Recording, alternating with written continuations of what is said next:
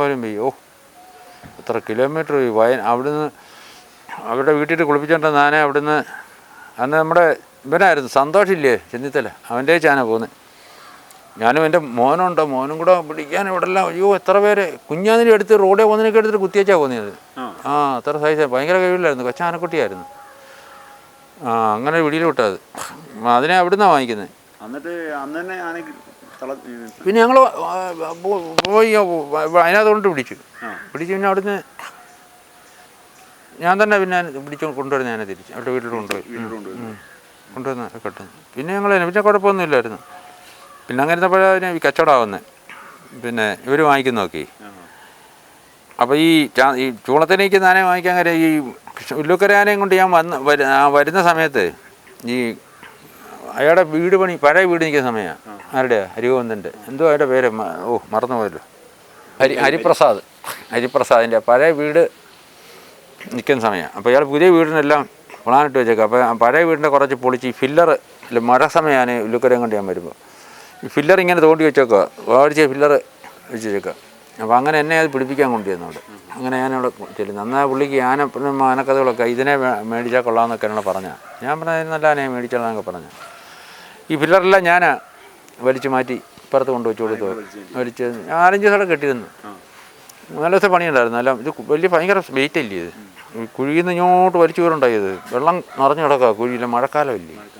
Filler ഈ വണ്ണത്തിലുള്ള ഫില്ലറില്ലേ, ഇത് വക്ക കെട്ടി വലിച്ചെടുത്ത് അങ്ങനെയൊക്കെ വലിയ കാര്യമായിരുന്നു. അങ്ങനെ അവിടെ പിന്നെ വാങ്ങിച്ചാൽ അതിന് ആന ഇതും ഒത്തിരി മോശം സീസൺ നീരാന്ന് തോന്നുന്നു. അതെ ലിസ്റ്റ്, അതെ. ഇപ്പോൾ ഏതൊക്കെയാന്ന് നമുക്ക് തന്നെ മായാന, മുതുകുളം, മരുൺ. പിന്നെ മുതുകുളം മരുണുണ്ട്, അത് ഇപ്പോഴും ഉണ്ട്. അതുകൊണ്ട് ഈ മായാന ഇപ്പോഴുണ്ട്, വടക്ക് ഇപ്പോൾ ഉണ്ട്. മുസ്ലിം എനിക്ക് നമ്മുടെ കൊളക്കാടൻ അതല്ല, കൊളക്കാടനല്ല, ഇത് വേറെ. കൊളക്കാടിനെ മറ്റേ ഇപ്പോഴുള്ള കുട്ടിയാണ് കുട്ടിക്കൃഷ്ണൻ കൊല്ലത്തിന് സമയത്ത് ആശാണ്ടാണ് ചോദിച്ചത്. കുട്ടിക്കൃഷ്ണൻ ആനയുടെയൊക്കെ പേര് മാറുന്നുണ്ട്, നമുക്കറിയത്തില്ല. കുട്ടിക്കൃഷ്ണൻ ഇവിടെ നിന്ന് എന്തുവായിരുന്നു പേര്? അയ്യോ ആയിരുന്നു, ചേമത്ര മണികണ്ഠനായിരുന്നു. അത് പറയായിരുന്നു. ചേമത്രക്കാട് വെച്ച പമ്പ് ടൂർണമെൻ്റ് ലത്തിവിക്കയുടെ ആയിരുന്നത്. മുസ്ലിങ്ങളുടെ എൻ്റെ ഒന്നലായിരുന്നു. ഞാൻ പിന്നെ ശ്രീധരനെ ഏൽപ്പിച്ചിരുന്നു. ശ്രീധരനെ ഇരിക്കുമ്പോൾ അത് കച്ചവടം നടക്കുന്നത് നമ്മുടെ കരുവേറ്റ ശ്രീധരനെ. കൊളക്കാട് കമ്മൻ ഇരിക്കുന്നത് മണികണ്ഠൻ എന്നായിരുന്നു ഇവിടെ വെച്ച എൻ്റെ പേര്. ഇപ്പോൾ അവിടെ ചെന്ന് പേര് മാറിയപ്പോൾ നമുക്ക് പറയുമ്പോൾ അറിയുന്നില്ലല്ലോ. പക്ഷെ എന്നാൽ ഇതിനകത്ത് അതിൻ്റെ പേര് കാണും. അത് ശരിയാ. പിന്നെ കൃഷ്ണൻകുട്ടിയാന മൗട്ടം നമ്മുടെ ഇവിടുത്തെ ആനയായിരുന്നല്ലത്. അടൂര് ഉണ്ടായിരുന്നല്ലോ. അതിൽ ഒരാന കൃഷ്ണൻകുട്ടി ആനൻ്റെ ഇവിടുന്ന് വാങ്ങിച്ചായിരുന്നു. നമ്മുടെ പ്രസിദ്ധമായൊരു ഏറ്റുമാനൂരിന് അപ്പുറത്തൊരു അമ്പലം ഉണ്ടല്ലോ, കടങ്ങൂര് കൃഷ്ണൻകുട്ടിയാന. അതിനെ മോട്ടത്തേര് വാങ്ങിച്ചായിരുന്നു. ഞാൻ കരുതിയത്. പിന്നെ തോട്ടയ്ക്കാട്ട് ശങ്കരൻകുട്ടി നാട്ടാനയായിരുന്നു. പിന്നെ തോട്ടയ്ക്കാട് മീനാക്ഷിയാന, തോട്ടയ്ക്കാട്ട് ഒരു പുള്ളിമാനെന്നും പറഞ്ഞ നാടാനയായിരുന്നു. അങ്ങനെ അവിടെ 4 ആന എൻ്റെ ഉണ്ടായിരുന്നു ഒരു സമയത്ത്. അത് 2 എണ്ണത്തിനെ പെരിങ്ങിലിപ്പുറത്ത്, ഒന്ന് വാലനെ ഏൽപ്പിച്ച്, ഒന്ന് ശശിയെ. ഞാൻ തന്നെ 2 എണ്ണത്തിനെ ഇവിടെ നിർത്തി. 2നെ ഒന്ന് കൃഷ്ണ ശങ്കരൻകുട്ടിയാനെ എൻ്റെ ഇവിടെ നിൽക്കുമ്പോഴേ നീരിലെ നെടുപ്പുറത്ത് കെട്ടി, ഒന്നിനെ വടച്ചേലേത്താ പിടിയാനെ കെട്ടിയിരുന്നു. ഇല്ല 4 എണ്ണം വന്ന് വാലുപറിക്കാൻ ചെന്ന് എന്നെ ഒന്ന് വെട്ടി. അങ്ങനെ 4 ആന വെട്ടി. അതിൽ പിടിയാനെയാണെങ്കിലും ആന ഒരു കുമ്പറാനെ കെട്ടി ചടങ്ങാം. ചട്ടമില്ലെങ്കിൽ അല്ലെങ്കിൽ കൂടെ പകലൊക്കെ നമ്മൾ നിൽക്കുമ്പോൾ നമുക്ക് ചെല്ലാം. നമ്മൾ കെട്ടിയേച്ച് പോകുന്ന നമ്മൾ എട്ടക്കാനല്ലാതെ എടുക്കാനാണ് നമ്മൾ നാടൻ പിടിയാനെയാണ്. ഞാനീ വേണ്ടി വെട്ടത്തോക്കി ശേഷം തൊട്ടപ്പുറത്ത് വലിയ നാരാള സാറിൻ്റെ അയ്യത്താണ് കെട്ടിക്കൊണ്ടിരിക്കുന്നത്. യവനിച്ചിരി വെള്ളമൊക്കെ അടിച്ച് അതിൻ്റെ പാല് നല്ല നീളത്തിൽ രോമമുള്ളതാണ്. അത് നമ്മളങ്ങനെ വഴക്ക് എടുത്ത് കൊടുക്കത്തില്ല. യവനിച്ച് വെള്ളമൊക്കെ അടിക്കുന്ന പറ്റി 2 ഇച്ചിരി വെള്ളമൊക്കെ വാങ്ങിച്ച് കൊടുത്താൽ പറഞ്ഞ് കാശ് കൊടുക്കാം, 2 പാലം എടുത്ത് കൊടുക്കണം. ഞാൻ പറഞ്ഞ് കൊടുക്കാമെന്ന് പറഞ്ഞ് ഞാൻ ആനയെ കെട്ടിപ്പിച്ചങ്ങ് പോയി. മറ്റേ ആന നീരിക്കുക. നേരിൽ വെട്ടത്തും കൂടി പഠിക്കാനാണ് താമസിക്കുന്നത്. രാത്രി എൻ്റെ ഒരു 10 മണിക്ക് മുമ്പായിട്ടാണ് സംഭവം നടക്കുന്നത്. ആനയെ ഓല വെട്ടുന്ന വെട്ടുകത്തിയും തോട്ടിയും പിടിയല്ലേ ഞങ്ങൾ അതിൻ്റെ അപ്പുറത്ത് പക്ഷേ ഒളിച്ച് വെക്കുന്ന സ്ഥലമുണ്ട്, അവിടെ വെച്ചേക്കുന്നത്. ഞാൻ രാത്രി ചെന്നാൽ വെട്ടുകത്തിയൊക്കെ എടുത്തുകൊണ്ട് എന്നാൽ വാറാക്കേക്കുന്ന ആനയാണ് അത്. കയറി ചെന്ന് വാലെടുക്കാൻ ചെന്നു. ആന സമ്മതിച്ചില്ല. ആനയെ അട്ടിച്ച് അതിനെ ഓടിച്ച് ഇവൻ്റെ വാലിനെ പിടിച്ചുകൊണ്ട്, വാലെടുപ്പൊന്നും നടന്നില്ല, പക്ഷേ അവൻ വാലിനെ പിടിച്ചുകൊണ്ട് വെട്ടിയതാണ്. വെട്ട് ഇവിടെ ഇങ്ങനെ അങ്ങായിപ്പോയി. മുറിന്ന് വെട്ടത്തില്ല. ഈ തുടയുടെ വെച്ച മാംസമുള്ള ഭാഗം വലുവിൻ്റെ പുറമായിട്ട് പൊളന്നു പോയി. അറിയുന്നു.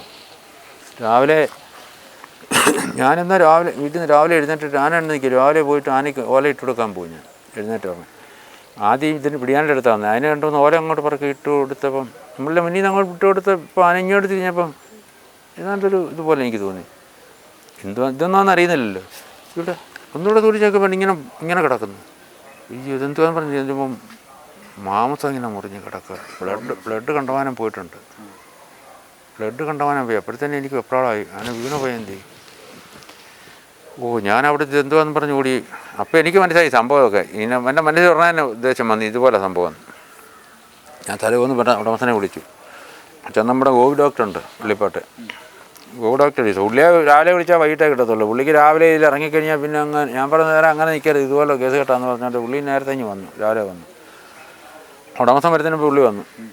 പുള്ളി സ്റ്റിച്ചിട്ട് വേണ്ട കാര്യങ്ങളെല്ലാം ചെയ്തു. ട്രിപ്പ് ഇട്ടു. പിന്നെ ഉടമസ്ഥനും വന്നു. അപ്പം ഈ ഡോക്ടറൊക്കെ വരുന്നതിന് മുമ്പായിട്ട് ഞാൻ ഇവിടെ വേറൊരു പയ്യനുണ്ട് നമ്മുടെ. ഞാൻ അവനെ വിട്ടേച്ച് ഇവൻ താമസിക്കുന്നുണ്ട്. ഇവിടുന്ന് 2-3 വീട് തെക്ക് വശമായി നാരായണെന്ന് പറയുന്ന. ഞാൻ പറഞ്ഞാൽ മഹാദേവ ഞാൻ ചെന്നവനെ സംശയം നീ അവനോട് ചെന്ന് പറ എളുപ്പം വായിച്ചിരി പണിയുണ്ട്. അപ്പോൾ ഈ വെട്ടുവത്തി ഇവിടെ വെക്കണ്ട, വെട്ടുവത്തി എടുത്തണ്ട പോയി. ഞാൻ നോക്കും വെട്ടുവത്തി അവിടെ ഇല്ല. അപ്പോഴെനിക്ക് മനസ്സിലായി സംഭവം. ഞാൻ പറഞ്ഞു എളുപ്പം നീ വരാൻ പറ, പണിക്ക് ആൾ വന്നിരിക്കുന്നു, നമുക്ക് പോയി പണിത് കൊടുത്ത് ചെല്ലാമെന്ന് പറഞ്ഞു. അവൻ്റെ അടിച്ച് പിരിഞ്ഞ് പോയി കിടന്നില്ല. ഇത് കേട്ടപ്പോഴല്ലേ വെട്ടുവത്തി എടുത്ത് കെട്ടത്തി വെച്ചുകൊണ്ട് മുഖമൊക്കെ തിരുമിക്കാൻ ഇറങ്ങി വരുമോ. ഇവിടെ ഞാൻ ആ വാതൊക്കെ പോയിക്കുക. ഞാൻ വെട്ടുവത്തി ചോദിച്ചാൽ രക്തം ഇരിക്കാതെ. അന്നേരം ഒന്നും അനങ്ങിയില്ല. ഇനി കൊണ്ടുവന്നു വെച്ചാൽ ഇത് കാണിക്കുന്നു. കാണിച്ച് തെളിവ് സഹിതം നമ്മുടെ ഇരിക്കില്ലേ. പിന്നെ വല്ലതും പറയാനൊക്കെ. പിന്നെ അങ്ങ് പ്രശ്നമായി ഞങ്ങൾ കേസ് കൊടുക്കാൻ തന്ത ഒരു പാവമായിരുന്നു. തന്ത മരിച്ചു.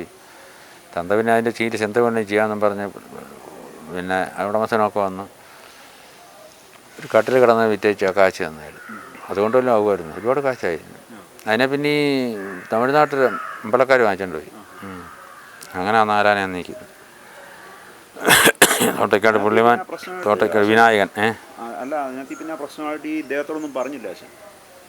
എന്താ പറഞ്ഞാലും അവനെ പറഞ്ഞാലോ അടിച്ചാലോ കൊള്ളുവന്നേ ഉള്ളൂ. പിന്നെ എന്ത് രക്ഷ. അപ്പോൾ തന്ത ഈ നിർഗതി ഇങ്ങോട്ട് അവസ്ഥകൾ വന്നപ്പോൾ പിന്നെ നമ്മളെന്ത് ചെയ്യുന്ന ഒരു കിടന്ന കട്ടിൽ കിട്ടിയ വിലയ്ക്ക് കൊടുത്തെന്ന് വെച്ച് ആ കാശ് അവിടെ കൊടുക്കും. പിന്നെ അങ്ങനെ അവനെ കണ്ട് കൊടുത്താലോ 4 കൊടുത്താലോ ഒന്നും പ്രശ്നമില്ല. അപ്പോൾ പിന്നെ അത് കൊള്ളുകയെന്നുള്ളതേ ഉള്ളൂ. കുറ്റം സമ്മതിച്ച് പിന്നെ എന്തോ ചെയ്യുന്നു, സ്വന്തം കാണിച്ച് ചെയ്യുന്നതിന് ചൗക്കറ്റി അടിച്ച് പൊട്ടിക്കേണ്ട ചെയ്യണ്ടേ. പക്ഷെ അത് എന്താ ചെയ്യാൻ പറഞ്ഞാൽ തന്ത ഇടയ്ക്ക് വിട്ട് വീണ് സങ്കടങ്ങളും പറഞ്ഞ് പിന്നെ എന്ത് ചെയ്യാനൊക്കെ. പിന്നെ രാധാനിക്കാട്ട് രായനാന ഒറ്റക്കൊമ്പൻ്റെ ആയന, അത് കർണാടകത്തിൽ ഞാൻ വാങ്ങിച്ചെടുത്ത ആനയായിരുന്നു. കോന്നി പട്ടേലിൻ്റെ രാജശേഖരനാന ഇപ്പോൾ ഗുരുവായി നിൽക്കുന്നത്. പിന്നെ പള്ളത്താങ്കുളങ്ങര ഇത്തിച്ചൂറിനാന ഇവിടെ വാങ്ങിച്ചുകൊണ്ട് വന്നു. മുഴുവളത്ത് ഒരു ചട്ടനാനയായിരുന്നു. മതപ്പാടി അവിടെ മതപ്പാടി ചങ്ങല പറിച്ച് അതിന് ഏതോ ഒരു പ്രശ്നം വെച്ചു. മതപ്പാടി ഒലിച്ചൊരു നല്ല 5-ാമത്തെ ദിവസം ഒലിച്ചിങ്ങനെ ചാടിക്കൊണ്ടിരുന്നപ്പോൾ ഞങ്ങളെല്ലാം ഓടിച്ചാന ചങ്ങലയും പറിച്ചു പോയി. അത്താക്കാരെന്ന് തോന്നുന്നു. കുത്തി കൊമ്പും കുത്തി വീണു. ബ്ലഡ് വായിക്കൂടെ പോകുന്നത്. അങ്ങനെ മരിച്ചു. പിന്നെ അങ്ങാടിപ്പുറം ദേവിദാസനാന, ഓക്കാവ് ശേഖരൻ, അത് ചെയ്യാന ഓക്കാവ് ശിവശങ്കരൻ ഒറ്റക്കൊമ്പന്. ഏറ്റുമാനൂർ വെല്ലുക്കര കൃഷ്ണദാസ്, ഏറ്റുമാനൂർ ദുർഗാപ്രസാദ്, ഏറ്റുമാനൂർ ഉഷശ്രീ ശങ്കരൻകുട്ടി. ഉഷശ്രീ ശങ്കരൻകുട്ടി ഈ അമ്പലത്തിൽ മാണ്ടായി വന്നിരുന്നപ്പോഴാണ് അവർ വന്ന പുരസ്കാരം. അത് ഇപ്പോൾ തോട്ടക്കാട് രൂപയാന ഉണ്ടായിരുന്നു പിടിയാന. അതിനെ തോട്ടക്കാട് കാവനാട് ശക്തിയാണ് രാജശേഖരൻ. കുറേയൊക്കെ എഴുതാനുണ്ട്, കുറേയൊക്കെ വിട്ടിട്ടുണ്ട്. ഇല്ലാന്ന് ഓർമ്മയില്ല. ആതിര വിനോദ, കീർത്തന, കാർത്തിക്, കരുലക്കണര, കോച്ചാൻ്റെ പാർവാന വരച്ചൊരു പിടിയാന. അത് ഗോവാക്കാവ് ശരവണൻ ഇപ്പോൾ പൊന്മാന നയിക്കുന്നു. ചൂളത്തൊരു ഹരിഗോവിന്ദൻ. പിന്നെ ആരോമല്ല തൃക്കുന്നപ്പുഴ. ഞാൻ ചെന്ന് അതിൻ്റെ കൊമ്പ് വളർത്തിയത് ഇപ്പം അല്ല. ദേവസാരമിൻ്റെ കാര്യത്തിൽ സോഷ്യൽ മീഡിയയിൽ ഒരുപാട് ചർച്ചകൾ വരുന്നുണ്ട്. സംഭവം എന്ന് പറഞ്ഞാൽ ഒരു കൂട്ടർ പറയുന്നത് ദേവസാരം ഒരു മോഴയാനയാണെന്ന് പറയുന്നത്. കൊമ്പനാനയാണ്. ഒരു കൂട്ടർ പറയുന്നത് കൊമ്പനാന. ഇതിനകത്ത് ഇപ്പോൾ കൊമ്പനാനയായി സത്യാവസ്ഥ. നേരത്തെ മോഴയാന, യഥാർത്ഥ മോഴയാനയാന്ന് മുദ്ര കുത്തി ആനയത്. ഞാൻ ചെല്ലുമ്പോഴും ആനയ്ക്ക് മോഴയാന ഇത്രയും കൊമ്പേ ഉള്ളൂ. ഇത്രയുള്ള സംഭവം. ഇതിൻ്റെ സംഭവം എന്ന് പറഞ്ഞാൽ കുഞ്ഞിലെ മുതൽ അവനെ കൂടെ കൊണ്ടിട്ട് ഇല്ലേ തറ ഇതാക്കി ടൈല് ഇട്ട് തറയോടിട്ട് അതേ കിടന്ന് ആനയുടെ കൊമ്പ് അങ്ങ് ഇതായിപ്പോയത്. ഞാനവിടെ ചെന്ന് ചാർജ് എടുത്ത് കഴിഞ്ഞ് ഞാൻ ആദ്യം അവരോട് ആവശ്യപ്പെട്ടൊരു കാര്യം ഈ തറി മാറണമെന്ന് പറഞ്ഞു. ഈ തറയോടും ഒന്നും ആന പാടില്ല. ഈ തറി ഇപ്പോൾ മേപ്പരയൊക്കെ കെട്ടിയിട്ടേക്കില്ലേ, ഈ തറി അതെങ്ങനെ ചെയ്യണമെന്ന് ഞാൻ പറഞ്ഞു. ഈ തറിയൊരു ഇപ്പോൾ ആ തറിയെ തന്നെ പെരയെ തന്നെ മതി, ആ സൈഡ് ഒരു 5 അടി പൊക്കത്തിന് കെട്ടി അത് മണ്ണ് ഫില്ല് ചെയ്യുക. മണ്ണ് ഫില്ല് ചെയ്തിട്ട് നിൽക്കുന്നിടം മാത്രം സിമെൻറ്റ് കോൺക്രീറ്റ് ചെയ്യുക, ബാക്കി മണ്ണിട്ട് ഫില്ല് ചെയ്യുക. ആന മണ്ണ് വാരിയിട്ടോട്ടെ, മണ്ണ് എടുത്ത് പിന്നെ നമുക്കത് മണ്ണ് മാറി പോരാത്ത മണ്ണ് ഇഷ്ടംപോലെ മണ്ണ് ഇറക്കി ഇടുന്ന സ്ഥലമാണ്. മണ്ണ് കുറേ ഇട്ടാൽ മതിയല്ലേ, കുറേ വഴിയിൽ വെളിയിൽ പോകും ആന കിടന്ന് അങ്ങനെ. അപ്പോൾ എനിക്ക് വയ്യാതെ ഒരു സമയത്താണ് ആന അവിടെ കയറുന്നത്. ഇത്രയും ആവശ്യതയില്ല. അങ്ങനെ അങ്ങോട്ട് ഇട്ട് കുറച്ച് കഴിഞ്ഞപ്പോഴാണ് കൊമ്പ് ചാടാൻ തുടങ്ങി. കൊമ്പ് ചാടാൻ തുടങ്ങി അങ്ങനെ തറിയായതാണ്. ഇപ്പം കൊമ്പില്ല, ഇത്രയും നീളമില്ല നമ്മുടെ കൊമ്പിന്. അങ്ങനെ ഇപ്പോൾ ആനയായത്. അല്ലെങ്കിൽ ഇപ്പോഴും മോഴയാനായി പോത്തുകളായിരുന്നു. എൻ്റെ വെച്ച് നീരുമായി 3 മാസം കെട്ടിയോട് ഒലിക്കുകയും ചെയ്തു. പിന്നെ എനിക്ക് ഒലിച്ചിട്ടുമില്ല. കൊമ്പനാനയാണ്. ഇപ്പം ആർക്കും കണ്ടാലും കൊമ്പനാനയില്ല. ഇത് നേരത്തെ മോഴയാന മുദ്രകുത്തി ആനയത്. ആരോമ്പൽ മോഴയാന എന്നാൽ ലോകം മൊത്തം അറിഞ്ഞിട്ടിരുന്നത്. ആര് കണ്ടാലും അങ്ങനെ പറയത്തുള്ളായിരുന്നു, ആരും കുറ്റം പറയാനൊക്കത്തില്ല. നമ്മുടെ ചന്തുവാനയില്ലേ വടക്കൊരു മോഴയാന, അതിൻ്റെ പിന്നെ തേറ്റ നല്ല ഇതല്ലേ. അല്ല ഇത് കൊമ്പനാനേ ഇപ്പം. അതുപോലെ ഈ തറിയുടെ കാര്യം പറഞ്ഞു. ആനകൾക്ക് എപ്പോഴും തറി എന്ന് പറയുമ്പോൾ ഇപ്പോൾ ഒരുപാട് സ്ഥലത്ത് കാണുന്നുണ്ട് ഇന്റർലോക്ക് ഇട്ട തറി. പക്ഷേ അത് തെറ്റാത്. അങ്ങനെയുള്ള ഇന്റർലോക്ക് ഇട്ട ആനയൊക്കെ എല്ലാം 2-3 കൊല്ലം കഴിയുമ്പോൾ നിങ്ങൾ അതിൻ്റെ കൊമ്പ് നോക്കണം. ശരിയാണോ? തേഞ്ഞ് പോകും, അല്ലെങ്കിൽ ഒരു സൈഡിനോട്ടാവും. എടാ ഞാൻ ഈയിടെ കണ്ടു, ഞാൻ കുരുളങ്ങരയൊക്കെ ആനയെ നോക്കാൻ ഞാൻ ഇവരോടെ പോയി. ഇവിടെ തൃശ്ശൂർ കാരണത്തിൽ പോയിട്ട് വരുമ്പോഴേ നമ്മുടെ ഈ ആനയെ കണ്ട് അറിയത്തില്ല. തിരുവാണിക്കളം രാജഗോപാലനാട് ഒരു കൊമ്പ് കണ്ട് സൈഡിനോട്ടിരിക്കുന്നു. നല്ല അടിപൊളിയായിട്ട് ഇന്നൊരു ആനയാണ്. ഈ തറി ഉണ്ടാക്കാൻ പോയി ഇതിൻ്റെ ലോക്കിനകത്ത് കിടന്നു കഴിഞ്ഞാൽ അതിൻ്റെ സൈഡ് തേഞ്ഞ് ഒരു സൈഡിനോട്ട് കിടക്കുന്ന ഭാരം ഇങ്ങനെ ആയിപ്പോയി. തിരുവാണിക്കൽ രാജഗോപാലനാണ്. ഇപ്പോൾ എൻ്റെ കൊമ്പ് ഉണ്ടോ? ഞാനന്ന് ഞങ്ങൾ പുന്നോള അമ്പലത്തിൽ കയറി ആനയെ നോക്കാൻ പോയതാണ് അവരുമായിട്ട്. അങ്ങനെ പോയിട്ട് വരുന്ന വഴിക്ക് ഞാൻ ഈ ആന ഒരു പരിപാടി കഴിഞ്ഞാൽ ഒരു റോഡിൽ നിന്ന് നിർത്തിയേക്കുന്നു. അന്നേരം പറഞ്ഞു, ഞാൻ പറഞ്ഞു അയ്യോ രാജഗോപാലനാനയാണോ ഇത്? അത് ഒരു സൈഡോട്ട് ഇങ്ങനെ കൊമ്പ് തേയുമ്പോൾ ഇങ്ങനെ ഇരിക്കുന്നു, സൈഡും തേഞ്ഞ്. അപ്പോൾ ഈ എപ്പോഴും തറി മണ്ണിൽ തന്നെ കിടക്കണം. പിന്നെ നിൽക്കുന്നിടത്ത് ഈ അളവുണ്ടായിരിക്കാൻ കോൺക്രീറ്റ് ചെയ്ത് മൂത്രവും ഒക്കെ വലിച്ചു പോകാനൊക്കെ അല്ലെങ്കിൽ പാതരോഗം ഉണ്ടാകുന്ന ഒഴിവായി കിട്ടും. അതിന് പാതരോഗമൊക്കെ ഉണ്ടായിരുന്നു ആനയ്ക്കും, ഈ ആരോമലാനയ്ക്കും. അത് ഈ പ്രാവ് കയറി തൂർന്ന് ഇതിൻ്റെ ഈ ചവിട്ടിൽ നിന്ന് പെട്ടെന്ന് ഇതുണ്ടാവും. പ്രാവ് അതല്ലെങ്കിൽ താറാവിനെ കെട്ടുന്നില്ലേ, താറാവിനെ കൂടെ അടിച്ചിടുന്നേ, ആ പരിസരത്ത് ആനയെ കൊണ്ട് കെട്ടി അപ്പോൾ പാതരോഗം ഉണ്ടാവും. അതിൻ്റെ ആനക്ക് പെട്ടെന്ന് പൊടിയാനുള്ള പാതരോഗമാവും. പാതരോഗത്തിൻ്റെ ഞാൻ ആയുർവേദ മരുന്ന് ഉണ്ടാക്കി, ഞാനവിടെ ഉണ്ടാക്കിയിട്ട് അത് ആ ആനയുടെ പാതരോഗം കുറഞ്ഞതും. ആ സീസണിൽ ആനയ്ക്ക് ഒലിച്ചു. എൻ്റെ വെച്ച് 3 മാസം അവിടെ കിട്ടിയത് ഞാൻ. ഭയങ്കര ഒലിവായിരുന്നു. പിന്നെ അതിന് ശേഷം ഒലിച്ചിട്ടില്ല, അതിന് മുമ്പ് ഒലിച്ചിട്ടില്ല. ഇപ്പം നിൽക്കുന്ന ചെറുക്കം നല്ല നോക്കുന്നവനെന്ന് പറയും. നല്ല ആന നല്ല അവൻ പോയോ? അതായത് ദേവസ്ഥാനങ്ങളിൽ ആള് ചീരത്തെ രാജീവ് പയ്യൻ എടുക്കണായിരുന്നു. നല്ലൊരു ആനയെ നോക്കുന്നൊരു പയ്യനായിരുന്നു. അതിൻ്റെ അറിവ് നമ്മളങ്ങനെ പറഞ്ഞുള്ള അറിവേ ഉള്ളൂ. നോക്കുന്ന പയ്യനായിരുന്നു. ഞാനില്ലേ രാജേഷിനെ ഏൽപ്പിച്ചായിരുന്നു. നമ്മുടെ കവറാട്ട് ഉള്ള രാജേഷിനെ ഏൽപ്പിച്ചായിരുന്നു. ഞാൻ 2 കൊല്ലം കൊണ്ട് നടന്ന് പരിപാടിയും കുറേ എടുത്തു കേട്ടോ. കുഴപ്പമില്ലായിരുന്നു. കൊമ്പൊക്കെ അന്നേരം ഞാടി ഇറങ്ങി വന്ന് കൊമ്പ് നീളമായില്ലേ? ഇപ്പം ഇത്രയും നീളമായി കൊമ്പിന്. കീപോട്ടാ അത്. ഇതാ സംഭവം. കൊമ്പ് ഇതിനകത്ത് കിടന്നങ്ങ് ഇതായിപ്പോയി, കല്ലിച്ചു പോയി. അതാ പറ്റിപ്പോയി. ആനയ്ക്ക് അത്രയും 10-20 വയസ്സുണ്ടെന്നേ. അതിപ്പം ഈ കൊമ്പ് ഇപ്പം തിരുവാണിക്കാവാനയുടെ കാര്യം പറഞ്ഞോട്ട് ഈ കൊമ്പ് നമുക്കൊരു തിരിച്ച് നേരെയാക്കി എടുക്കാൻ പറ്റും. നേരെയാക്കി എടുക്കാം. ബെത്തപ്പാടാ, ഭയങ്കര ബെത്തപ്പാടാ. നമ്മൾ അതുപോലെ ആത്മാർത്ഥമായിട്ട് ശ്രമിച്ചാൽ നേരെയാക്കാം. അതെ, നമ്മളിങ്ങനെ ഈ ഇടയ്ക്കില്ലേ ഇതുപോലെ സാധനമുണ്ട്, 2 ക്ലാമ്പ് ഇടുക അവിടെ. എന്നിട്ട് ഈ തിരിക്കുന്ന സാധനമുണ്ട്, അത് ഫിറ്റ് ചെയ്ത് തരും. ഇവിടെ 2 ഈ റോളറിനകത്ത് ഇത് കൊമ്പ് കയറ്റിക്കൊണ്ട് ഓരോ ദിവസവും ഈ വളയെ അങ്ങോട്ടും ആക്കും. എത്ര മണിക്കൂർ നമ്മൾ ചിലവഴിക്കണം അതിന് വേണ്ടി. അത് ഇട്ട് കഴിഞ്ഞ് പുള്ളി ഞെരുക്കത്തിൽ കയറ്റി വെച്ച് കഴിഞ്ഞിട്ട് നമ്മൾ നിൽക്കണം. അല്ല ആനയ്ക്ക് അത് ബുദ്ധിമുട്ടാകും. എടുത്ത് കളയാനൊന്നും കൈകൊണ്ട് തള്ളുകയും പറിക്കുകയൊക്കെ ചെയ്യും. അതൊരു 2-3 മണിക്കൂർ ഡെയിലി അങ്ങനെ ചെയ്ത് കഴിയുമ്പോൾ പിറ്റേ ദിവസം ആകുമ്പോഴത്തേനും അതിൻ്റെ ഒരു റിങ്ങും കൂടെ ഇങ്ങോട്ട് കയറും. അങ്ങനെ നൂത്തെടുക്കാം. പിന്നെ അങ്ങനെ കൂട്ടുകൊമ്പനാനൊക്കെ അങ്ങനെ നൂത്തെടുക്കുന്നുണ്ട്. പക്ഷേ ആനക്കാടാ അത്.